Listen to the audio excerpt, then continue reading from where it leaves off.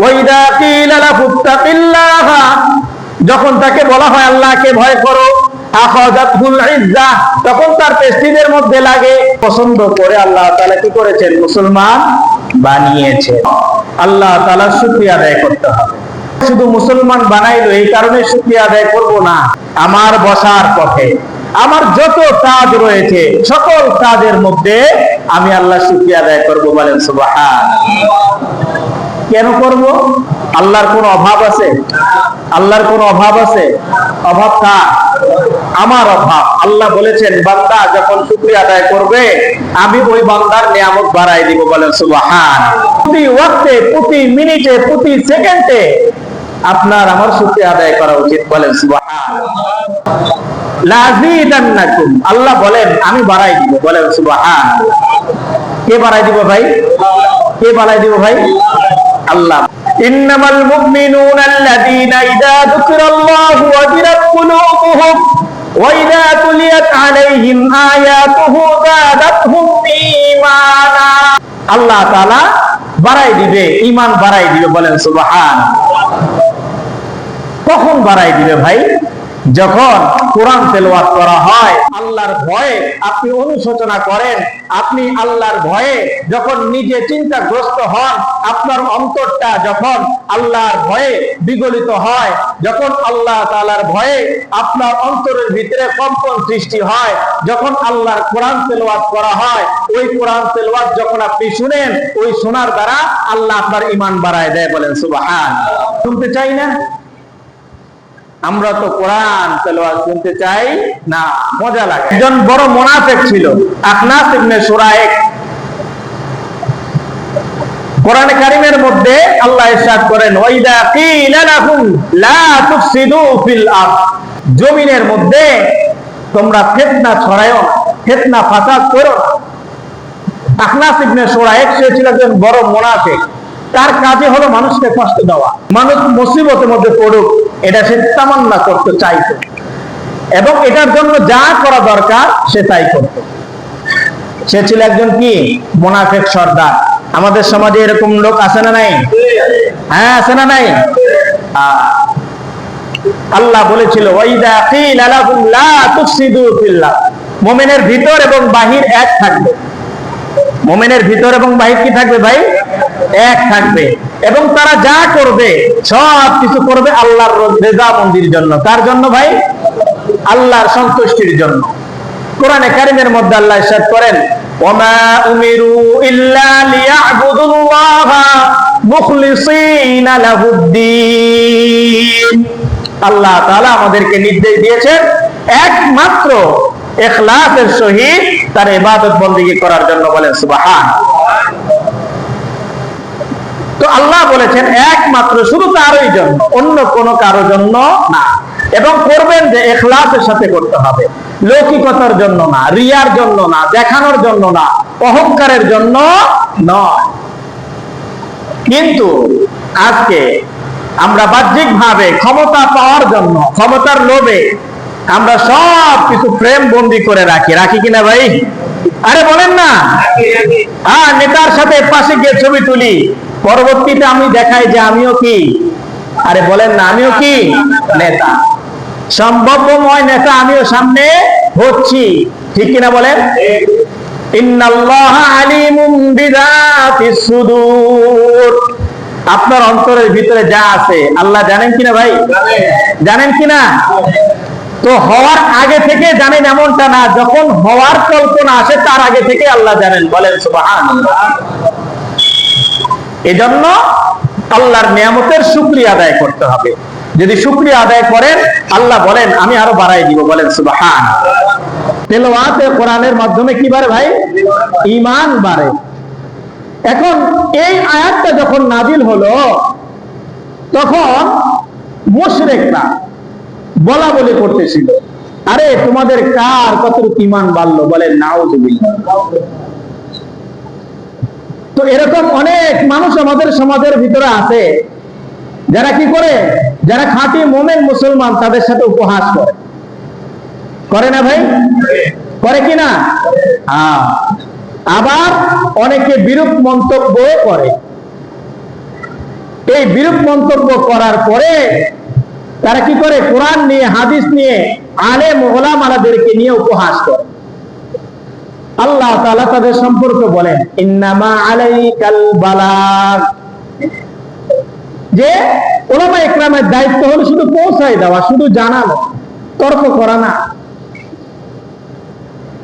ওলামা ইকরামের দায়িত্ব শুধু জানায় দেওয়া, কারণ যেটার দায়িত্ব ছিল কার? নবী আলাইহিস সালাতু ওয়াস সালাম। ওলামা ইকরামের দায়িত্ব হলো শুধু আপনাদেরকে কি করা? জানায় দেওয়া। ওয়ানাদা আসহাবুন নারি আসহাবাল জান্নাতি আন ক্বাদ ওয়াজাদনা মা ওয়া'আদানা। কোরআনে কারীমের মধ্যে আল্লাহ ইরশাদ করেন, আজকে দুনিয়ার মধ্যে তোমরা যাদেরকে নিয়ে উপহাস করতেছো, কাল কিয়ামতের ময়দানে জান্নাতীরা জাহান্নামীদেরকে নিয়ে উপহাস করবে, তাদেরকে ডাকবে, আরে আমরা তো আল্লাহ তাআলার কাছে আল্লাহ যে অঙ্গীকার করেছিল আমরা তো এটা পেয়েছি, তোমরা কি এটা পেয়েছো? আল্লাহ তোমাদের সাথে যে ওয়াদা করেছে তার মানে শাস্তি, এটা কি তোমরা পেয়েছো? দেখেন কি পরিমাণ উপহাস করে। শুধু মানুষরা, জান্নাতীরাই উপহাস করবে এমনটা না, স্বয়ং আল্লাহ উপহাস করবে। বলেন সুবহানাল্লাহ। আল্লাহু ইস্তাহজিউ বিহিম ওয়া ইয়ামুদ্দুহুম ফি তুগয়ানিহিম ইয়ামাহুন। আল্লাহ উপহাস করবে তাদের সাথে।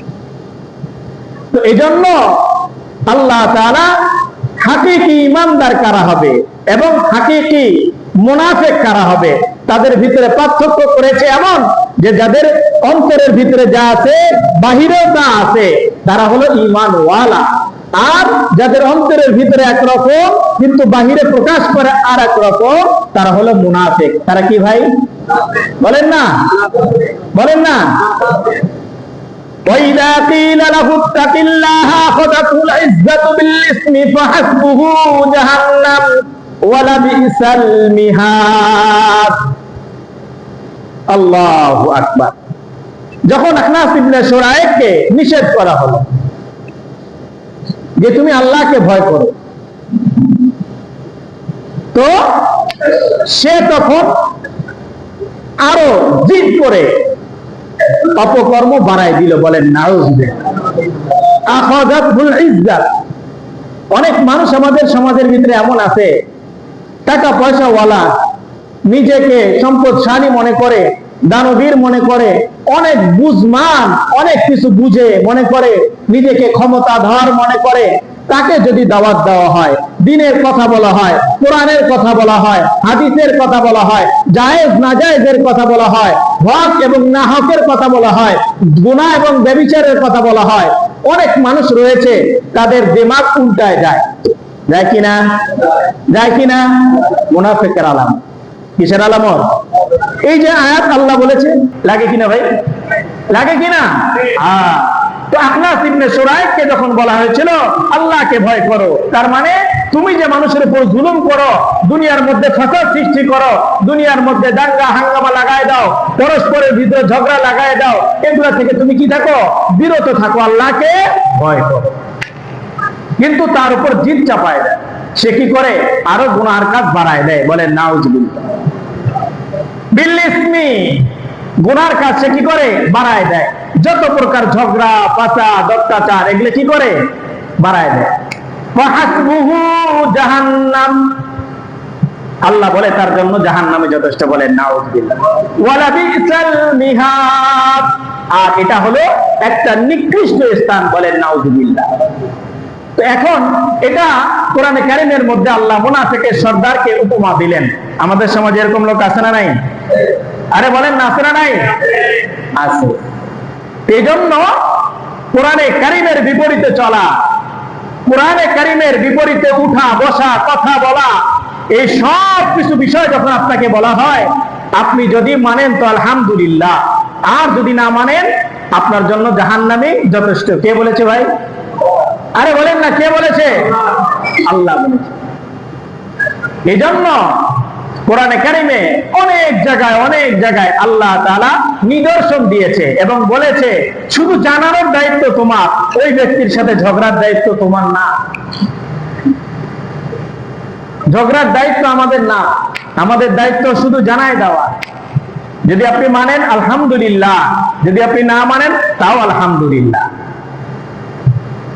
এজন্য আজকে মুসলমানদের কষ্টের বিষয়ে মুসলমানদের ভিতরে মুনাফিকি থাকার কারণে একজনের প্রতি আরেকজনের বিদ্বেষ সৃষ্টি হয়েছে।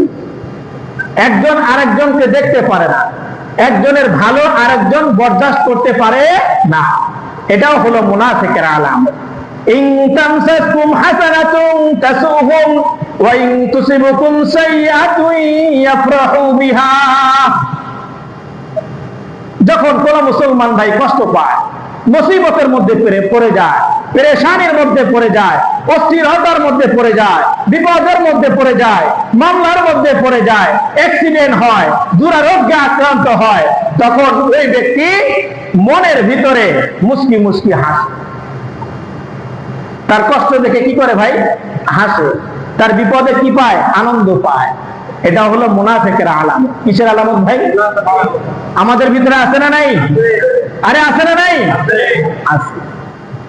ইন তামসাসকুম হাসানাতুন তাসুহুম ওয়া ইন তুসিবকুম সাইয়্যাতুন ইয়াফরাহু বিহা। যখন পড়ে যায় তখন শিকরে ভিতরে ভিতরে হাসে, খুশি হয়। বলেন নাউজুবিল্লাহ। আল্লাহু আকবার। বড়রা ছোটকে সম্মান করে না, ছোটরা বড়কে সম্মান করে না, এটাও মুনাফিকের আলামত।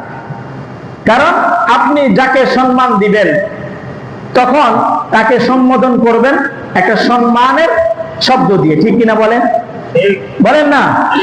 কিন্তু আমরা সম্মানের শব্দ দিয়ে কাউকে কি করি না? সম্মান দেই না, তুচ্ছ তাচ্ছিল্য করে সম্মান দেই।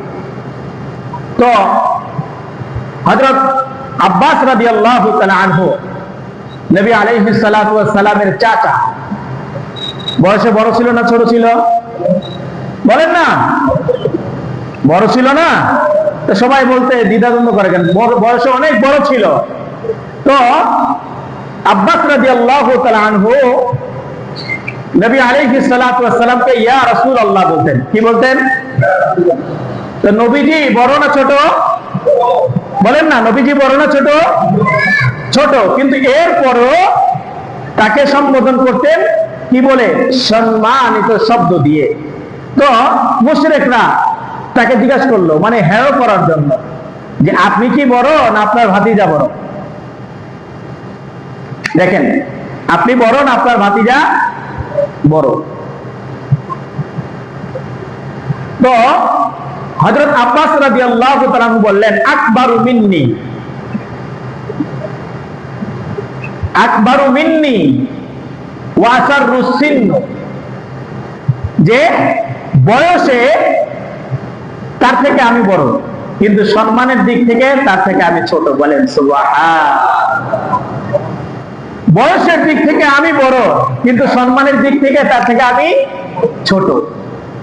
এই জন্য একজন মানুষকে সম্মান দেওয়া, এটাও হলো মুনাফিকের আলামত। যদি আপনি তাকে সম্মান না দেন, তুচ্ছ তাচ্ছিল্য করা, এটাও মুনাফিকের আলামত। এই জন্য আমরা অনেক কাজ করি, যে কাজগুলো আমরা চিন্তাও করি না যে এই কাজটা আমি করলাম, ভালো করলাম না খারাপ করলাম। উপহাস করে অনেক কথাই বলি, চিন্তা করি না এটাকে আমি ভালো করলাম না খারাপ করলাম। চিন্তা করি ভাই? করি না। আল্লাহু আকবার। নবী আলাইহিস সালাতু ওয়াস সালাম এই জন্য হাদিসের মধ্যে বলেন, আল মুসলিমুনা কারাজুলিন ওয়াহিদিন। পুরা উম্মতে মুসলিমা, এই পুরা উম্মতে মুসলিমা এটা হলো একটা দেহের মতো। কিসের মতো ভাই? একটা দেহের মতো, একটা শরীরের মতো। ইনিস্তাকা আইনুহু ইস্তাকা কুল্লুহু। শরীরের একটা চোখ যদি ক্ষতিগ্রস্ত হয়, ব্যথাগ্রস্ত হয়, পুরা শরীর এটা অনুভব করে কিনা? করে কিনা? হ্যাঁ। ইনিস্তাকা রাসুহু ইস্তাকা কুল্লুহু। আপনার শরীরের ভিতরে একটা মাথা আছে, এটা যদি ব্যথা হয় পুরা শরীর এটা অনুভব করে কিনা? করে কিনা ভাই? হ্যাঁ। এই জন্য একজন মুসলমান বিপদে পড়লে আরেকজন মুসলমান কেমনে হাসে? একজন মুসলমানের উপর যদি জুলুম হয় আরেকজন মুসলমান কেমনে সহ্য করে? হ্যাঁ। যদি এটা মনে করেন আপনি সহ্য করেন, আপনি হাসেন, তাহলে আপনি মুনাফিক। কে বলেছে ভাই? আমার নবী বলেছে। কে বলেছে ভাই? আমার নবী বলেছে। এই জন্য ইন্নাল মুনাফিকিনা ফিদ দারকিল আসফালি মিনান নার, আর যারা মুনাফিক হবে তাদের ঠিকানা কি একবারে জাহান্নামের কোথায়, দারকে একবারে সবথেকে নিচে, যারা মুনাফিক হবে। এজন্য আল্লাহ রসুলের বিধানের বাহিরে, আল্লাহ রসুলের বিধানের বাহিরে যাওয়ার ক্ষেত্রে আল্লাহ তাআলা কোরআনে কারীমের মধ্যে উদাহরণ দেওয়ার জন্য ইয়া আইয়ুহাল্লাযীনা আমানু লা তারফাউ আসওয়াতাকুম ফাওকা সাওতিন নাবিয়্যি ওয়া লা তাজহারু লাহু বিল কাওল, নবীজির স্ত্রীদেরকে আল্লাহ তাআলা শাসন করতেছে, বলেন সুবহানাল্লাহ।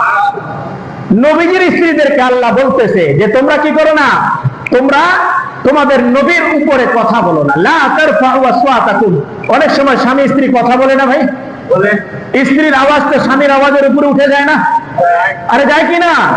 হ্যাঁ, লা তারফাউ আসওয়াতাকুম সাওতান নবী ফাওকা সাওতান নবী, নবীর কথার উপরে যেন তোমাদের কথার আওয়াজ না উঠে। সুবহানাল্লাহ বলে, দেখেন শিক্ষা দিচ্ছে। ওয়ালা তাজহারু লাহু বিল কাওল, এবং এরপরে আমাদের সবাইকে বলতেছে, আমরা অনেক সময় শরীয়তের মাসআলার ক্ষেত্রে, যেমন কোরআন এবং হাদিসের মধ্যে যা আছে, কোরআনের মধ্যে এবং হাদিসের মধ্যে যা আছে, এর থেকে আমরা যেন বেশি না বুঝি, এর থেকে আমরা যেন বেশি না বুঝি। অনেক সময় আমরা বুঝে ফেলাই না বেশি ভাই, আর কথা বলেন না কেন? উদাহরণ দিলে বুঝবেন। মনে করেন একজন আলেমের বিপক্ষে আরেকজন আলেম একটা মত দিয়েছে, একজন আলেমের বিপরীতে আরেকজন আলেম একটা কি দিয়েছে ভাই, মত দিয়েছে, কথা বলেছে। এখন কথা হলো, এই আলেম জানে সে কোন মাপের আলেম, তার ভুল ধরার এখতিয়ার তার আছে যদি শরীয়ত সিদ্ধ হয়। এখন কথা হলো, আপনি সৈয়দ আলী, আপনি কিছু জানেন না, এখন আপনি কি করলেন, ওই আলেমের পক্ষ হয়ে ওই আলেমকে আপনি গালি দিলেন। আপনার কি কোনো এলেম আছে? আপনার কি কোনো জানাশোনা আছে? তার কি বুঝা গালি দিলেন তার? এটা আমরা করি কিনা? কথা বলেন, করি কিনা? হ্যাঁ, আরে করি তো আমরা। একজন এক পক্ষ হয়ে আরেক পক্ষকে আমরা গালি দিচ্ছি না ভাই? হ্যাঁ, ওয়াজ শুনে গালি দিচ্ছি না ভাই? তার ব্যক্তিগত বিষয় নিয়ে গালি দিচ্ছি না ভাই? হ্যাঁ, ওয়ালা তাজহারু লাহু বিল কাওল, হ্যাঁ, যে কথা আমরা জানি না এই কথা বলে মন্তব্য করতেছি, করি কিনা? এই জিনিসগুলো ইচ্ছায় করি, আবার অনেক সময় অনিচ্ছায় করি না ভাই? হ্যাঁ, সাবধান, নিষেধ করেছে। কোরআন সুন্নাহর বাহিরে যত মত আসবে, যত দল আসবে, যত মত পার্থক্য থাকবে, এই সবগুলো সব বাদ। কোরআন এবং সুন্নাহর ভিতরে সবকিছু হতে হবে, এর আদর্শের উপর থেকে সবকিছু হতে হবে। এর বাহিরে যা আছে সবগুলো ভণ্ডামি, সবগুলো গোমরাহি, সবগুলো কোরআন সুন্নাহর মাথা হাতে হতে হবে। এখন বিষয় হলো এটা যে কোরআন সুন্নাহর মাথা হাতে সরাহাতান আমরা যেটা জানি না, কোরআন সুন্নাহর মাথা হাতে সরাহাতান আমরা যেটা জানি না, এমনকি নবী আলাইহিস সালাতু ওয়াস সালামের জীবদ্দশায় যেটা ছিল না, পরবর্তীতে যেটা এসেছে, হ্যাঁ, এটার জন্য ইজমা এবং কিয়াস রয়েছে, মুহাক্কিক মুহাদ্দিস উলামায়ে কেরাম রয়েছে। আপনি আমরা এই ব্যাপারে নাক না গলালেও চলবে। এজন্য শিআর ইসলামকে মানতে হবে, এবং শিআর ইসলামে মানার প্রথম ধাপ হলো এটা শুকরিয়া আদায় করা। কি করা ভাই? বলেন না, কি করা? শুকরিয়া আদায় করা। আমি হাঁটতেছি, আলহামদুলিল্লাহ। এক ভাই হাঁটতে পারেন, আলহামদুলিল্লাহ। আমাকে আল্লাহ নামাজ পড়ার তৌফিক দিয়েছে, আলহামদুলিল্লাহ। আমাকে রোজা রাখার তৌফিক দিয়েছে, আলহামদুলিল্লাহ। আমাকে আল্লাহ তাআলা সুস্থভাবে তার ইবাদত করার তৌফিক দিচ্ছে, আলহামদুলিল্লাহ। আমাকে আল্লাহ পরিবার পরিজন নিয়ে একই সাথে থাকার তৌফিক দিয়েছে, আলহামদুলিল্লাহ। এরকম উঠতে বসতে চলতে ফিরতে প্রত্যেকটা কাজে আল্লাহ শুকরিয়া আদায় করবো তো ইনশাআল্লাহ। যদি করি, আল্লাহ ঈমান বাড়াই দিবে। কি করবে? ঈমান বাড়াই দিবে। এজন্য কোরআনে কারীমের মধ্যে আল্লাহ তাআলা ইরশাদ করেন মুনাফিক এবং মুমিনদের পার্থক্য করার জন্য। যারা মুনাফিক তারা নিজেদেরকে কল্যাণকামী মনে করে, আর মুসলমান যারা, ঈমানওয়ালা যারা, তাদেরকে অকল্যাণকামী তারা কি করে বুঝায়। এটা শুধু বর্তমান সময় থেকে না, অনেক আগ থেকে, নবীজির জমানা থেকে যারা মুনাফিক তারা তাদের নিজেকে এলিট শ্রেণী মনে করে, সম্ভ্রান্ত মনে করে, দামি মনে করে, ক্ষমতাবান মনে করে। আর যারা ঈমানওয়ালা তাদেরকে নিকৃষ্ট, তুচ্ছ, তাচ্ছিল্য মনে করে। এটা সূরা বাকারার 11 নম্বর আয়াত থেকে নিয়ে আল্লাহ তাআলা মুনাফিক এবং মুমিনের সুন্দরভাবে কি করেছেন, পার্থক্য করে দিয়েছেন। সম্মানিত মুসল্লি ভাইয়েরা, আমাদের সময় অনেক সংক্ষিপ্ত হয়ে যায়, কম হয়ে যায়। তো এই জন্য আমরা যে আলোচনাগুলো শুনতেছি, এই আলোচনাগুলোর ভিতরে মূল কথা হলো এটা, সেটা হলো যে আমরা মুনাফিকি ইমানদার হব না হাকিকি ইমানদার হব। মুনাফিকি ইমানদারের আলামত অনেকগুলো বর্ণনা করা হলো। এর মধ্যে থেকে শুধু একটা জিনিস যদি মনে রাখেন, যে আপনার ভিতর এবং বাহির যদি এক হয় আপনি মুমিন। আপনার ভিতর এবং বাহির যদি এক হয় আপনি কি ভাই? মুমিন। এবং আপনার ভিতর এক এবং বাহির যদি আর এক হয় তাহলে আপনি মুনাফিক। কি ভাই? যদি ভেতর এক হয় বাহিরে আর এক হয় আপনি কি? আমি কি? সবাই আমরা মুনাফিক যদি আমাদের ভিতরের অবস্থা এক থাকে, বাহিরের অবস্থা আর এক থাকে। আর যদি ভিতর এবং বাহির এক থাকে তাহলে আমরা কি ভাই? মুমিন। মনে থাকবে ভাই ইনশাআল্লাহ। আরেকটা হলো আমরা প্রত্যেকটা কাজের ক্ষেত্রে শুকরিয়া আদায় করব তো ইনশাআল্লাহ। আল্লাহ তাআলা আপনাকে, আমাকে, সবাইকে আমল করার তৌফিক দান করুক, বলেন আমিন।